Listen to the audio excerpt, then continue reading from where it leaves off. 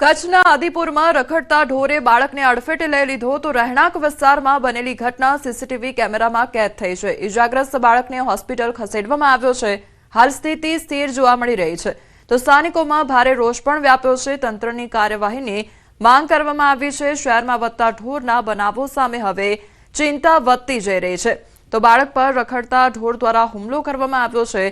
આખી ઘટના સીસીટીવી કેમેરામાં કેદ થઈ છે તો સ્થાનિકોમાં ભારે રોષ પણ જોવા મળી રહ્યો છે।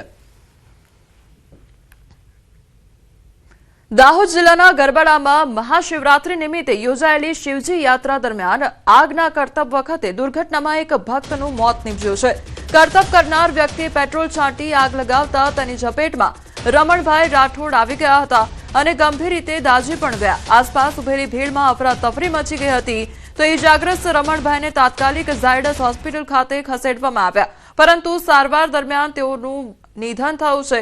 યાત્રામાં સુરક્ષા પગલાંના અભાવને કારણે ઘટના બની હોવાનું સામે આવતા સ્થાનિકોમાં શોકની લાગણી વ્યાપી ગઈ છે। આ સાથે સ્થાનિકોમાં રોષ પણ વ્યાપ્યો છે।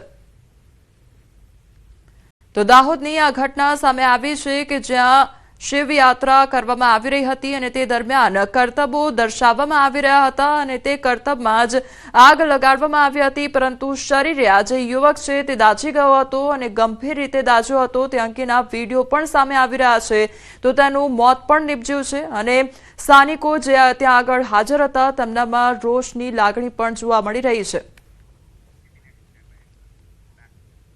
રાજકોટના ભાયાવદર નગરપાલિકાના ન્યાય સમિતિના ચેરમેન પર જીવલેણ હુમલાની ઘટના સામે આવી છે જેમાં આવાસ યોજનાના વિડીયો બાબતે વિવાદ થયો હતો। અજાણ્યા લોકોએ વકીલને ગોડાઉન પર બોલાવી માથાના ભાગે ગંભીર ઈજા પહોંચાડી છે તેમજ જાનથી મારી નાખવાની ધમકી પણ આપી હતી। આ ઘટના બાદ હુમલાખોરો ફરાર થઈ ગયા હતા। વકીલને તાત્કાલિક સારવાર માટે હોસ્પિટલ ખસેડવામાં આવ્યો જ્યાં તેમને માથાના ભાગે 3 ટાંકા આવ્યા છે। આ મામલે પોલીસે વધુ તપાસ હાથ ધરી છે। જમાલપુર ખાડિયા વિધાનસભાના ધારાસભ્ય ઇમરાન ખેડાવાલાને હાર્ટ રિલેટેડ પ્રોબ્લેમ થતા ઝાયડસ હોસ્પિટલમાં દાખલ કરવામાં આવ્યા છે। વહેલી સવારે છાતીમાં દુખાવાને અહેસાસ થતા હોસ્પિટલમાં દાખલ થયા છે તો હાલ તમામ રિપોર્ટ અને ટેસ્ટ થઈ રહ્યા છે।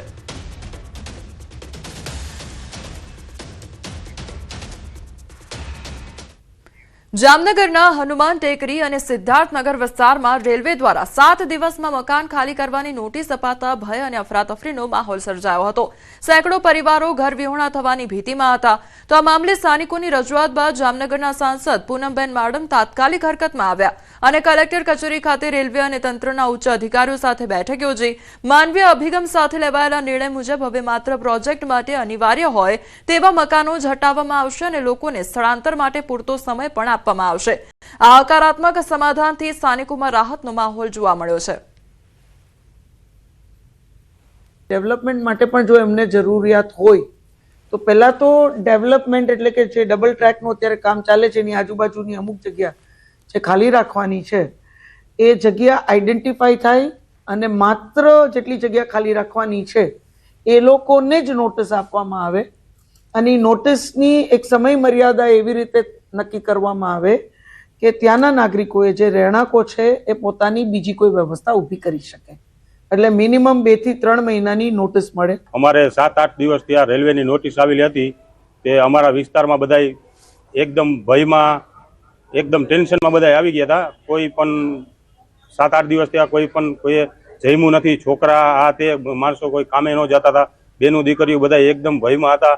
એ બદલ અમને પૂનમબેને આજ ખૂબ સહકાર આપ્યો અને એમાંથી અમને મુક્ત કરાવેલ છે। પૂનમબેન અને બીનાબેન શહેર પ્રમુખનો અમે ખૂબ ખૂબ આભાર માનીએ છીએ।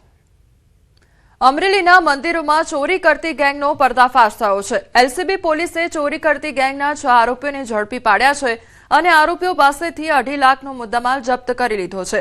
પોલીસની તપાસમાં ખુલાસો થયો છે કે ગામની બહાર આવેલા મંદિરોના લોકેશન સર્ચ કરી રેકી કરવામાં આવી હતી। તેના બાદ એક પછી એક 18 મંદિરમાં ચોરી કરી હતી। આ ગેંગ સુમસામ વિસ્તારોમાં આવેલા મંદિરોને નિશાન બનાવી રાત્રિના સમયે દાગીના અને રોકડ રકમની ચોરી કરતી હતી તો મંદિરોમાં સતત વધી રહેલી ચોરીની ફરિયાદોને ધ્યાનમાં રાખીને એલસીબી દ્વારા સઘન તપાસ શરૂ કરવામાં આવી હતી તેમજ પોલીસ દ્વારા આરોપીઓની વધુ પૂછપરછની કાર્યવાહી પણ ચાલુ છે। સુરત ઇન્ટરનેશનલ એરપોર્ટ પરથી પકડાયેલા 6.18 કરોડના હાઇબ્રિડ ગાંજા મામલે પોલીસ તપાસમાં મોટા ખુલાસા થયા છે. ગત 22 ડિસેમ્બરના રોજ સુરત ક્રાઇમ બ્રાન્ચે આંતરરાષ્ટ્રીય ડ્રગ્સ રેકેટનો પર્દાફાશ કરી 6.18 કરોડની કિંમતનો હાઇબ્રિડ ગાંજો ઝડપી પાડ્યો હતો. બેંકોકથી એર ઇન્ડિયાની ફ્લાઇટમાં સુરત એરપોર્ટ ઉતરેલા 2 કેરિયરની ધરપકડ બાદ પોલીસે તપાસના આધારે મુખ્ય સૂત્રધાર થાગા ગની ઉર્ફે શાહજહાને ચેન્નઈથી ઝડપી પાડ્યો છે. છેલ્લા 2.5 વર્ષથી કાર્યરત આ નેટવર્ક બેંકોકથી ટ્રોલી બેગમાં ખાસ પેકિંગ દ્વારા ડ્રગ્સ ઘુસાડવામાં આવતું હતું. તો હાલ મુખ્ય આરોપી 18 ફેબ્રુઆરી સુધી પોલીસ રિમાન્ડ પર છે, ત્યારે બેંકોક સ્થિત અન્ય વોન્ટેડ આરોપીઓની શોધખોળ ચાલુ છે. આ સાથે પોલીસ તપાસમાં સામે આવ્યું છે કે આ સમગ્ર રેકેટનો મુખ્ય આધાર બેંકોક ખાતે હતો. બેંકોકમાં સ્થિત મુખ્ય સૂત્રધારો મોહમ્મદ અલી અને મોહમ્મદ ઇબ્રાહીમ છેલ્લા 2.5 વર્ષથી કેરિયર પદ્ધતિ દ્વારા ભારતના વિવિધ શહેરોમાં હાઇબ્રિડ ગાંજો ઘુસાડતા હતા. આ ગેંગ ટ્રોલી બેગમાં ખાસ પેકિંગ કરી ડ્રગ્સ છુપાવતી હતી. હાલ પોલીસ બેંકોક સ્થિત વોન્ટેડ આરોપીઓની શોધખોળ કરી રહી છે. આ એક ઇન્ટરનેશનલ સિન્ડિકેટ છે. આ બધા ભેગા થઈ અને એક આ ગેંગ ચલાવે છે. તામિલનાડુથી ઇન્ટરનેશનલ ગેંગો છે. આ મુદ્દામાલ ઇન્ડિયાના અલગ અલગ એરપોર્ટમાં ઉતારી અને પાછા તામિલનાડુ જ લઈ જવાના હતા. આ ઇન્ફોર્મેશનના આધારે ક્રાઇમ બ્રાન્ચે પકડી અને એમને ત્યાં મોકલ્યો. એ પણ આ કેસમાં ભાગીદાર જે પાર્ટનરશિપ હોય એ રીતે જ લાગે છે પ્રાથમિક દ્રષ્ટિએ. અત્યારે સુરતમાં મોટું છેતરપિંડીનું કૌભાંડ સામે આવ્યું છે. સિટી લાઇટના ગોયલ પરિવાર પર 4.90 કરોડથી વધુની છેતરપિંડીનો વધુ એક કૌભાંડ સામે આવ્યો છે.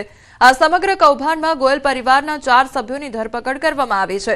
આરોપીઓએ મોટી માત્રામાં સ્ક્રેપ સપ્લાય કરવાની ખાતરી આપી હતી, પરંતુ એડવાન્સ રૂપે રૂપિયા મેળવ્યા બાદ ન તો માલની ડિલિવરી કરવામાં આવી અને ન તો રૂપિયા પરત કરવામાં આવ્યા. આ કેસમાં એસડી ફેશનના માલિક વિનીત નવનીત શરાફ છેતરપિંડીનો ભોગ બન્યા હોવાનું સામે આવ્યું છે.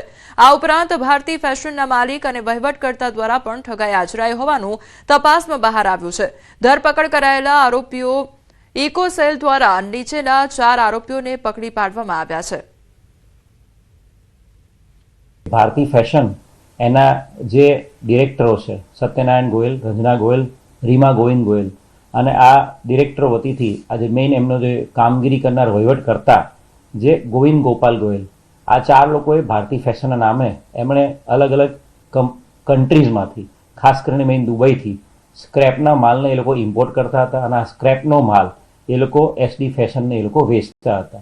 શરૂઆતમાં જુલાઈ 2025થી એ લોકોએ સ્ક્રેપનો માલ એ લોકો ઇમ્પોર્ટ કરીને લાવતા હતા દુબઈથી અને ત્યારબાદ એસડી ફેશન એ લોકો વેચતા હતા માલ અને એસડી ફેશન આગળ એ બીજા લોકોને માલ વેચી મારતા હતા.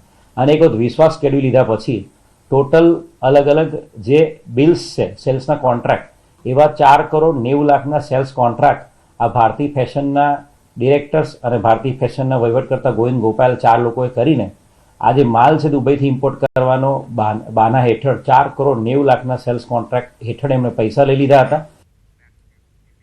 રાજકોટના નાણાવટી ચોક નજીક આરએમસી આવાસ યોજનાની ઘટના સામે આવી છે. પાર્કિંગમાં રાખેલી કારમાં આગ લગાડવામાં આવી તો જૂના બંદૂકમાં ખાર રાખી વિમલ ઉર્ફે ભાયા નામના શખ્સે કાર સળગાવી દીધી. વિડીયો સોશિયલ મીડિયા પર વાયરલ થઈ રહ્યો છે. તો જૂના બંદૂકના કારણે આ જે કારમાં છે તે આગ લગાડવાની ઘટના સામે આવી છે. આરએમસી આવાસ યોજનાની આ ઘટના સામે આવી છે કે જ્યાં બંદૂક રાખીને કારમાં આગ લગાવી દેવામાં આવી.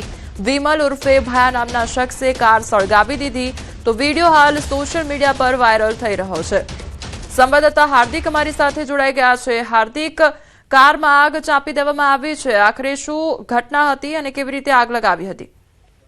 જી, આ સમગ્ર ઘટના છે તે જે છે અંદરના બંદૂકની ઘટના હોવાનું સામે આવ્યું છે. શહેરના જે નાણાવટી ચોક પાસે આવેલા આરએમસી આ જે ગઈકાલે મોડી રાત્રે જે વિમલ નામના શખ્સ દ્વારા જે છે કારમાં આગ લગાડી હોવાનું સામે આવ્યું છે. સ્થાનિકોને આ બાબતની જાણ થતા તાત્કાલિક રાજકોટ ફાયર વિભાગને જાણ કરી હતી અને ફાયર વિભાગ દ્વારા તાત્કાલિક જે છે એ આગ પર જે છે પાણી મારો ચલાવી અને આગને કાબુમાં લેવામાં આવી હતી. જોકે જે ફાયર વિભાગની ટીમ પહોંચે એ પહેલા જ આગ છે તે બળીને ખાક થઈ ગઈ હતી. તો બીજી તરફ આ મામલે જે છે સમગ્ર મામલે રાજકોટ ગાંધીગ્રામ પોલીસ દ્વારા પણ તપાસ હાથ ધરવામાં આવી રહી છે અને વિમલ નામનો જે શખ્સ છે જેના પર આક્ષેપ છે તેમની શોધખોળ પણ પોલીસ દ્વારા હાથ ધરવામાં આવી છે.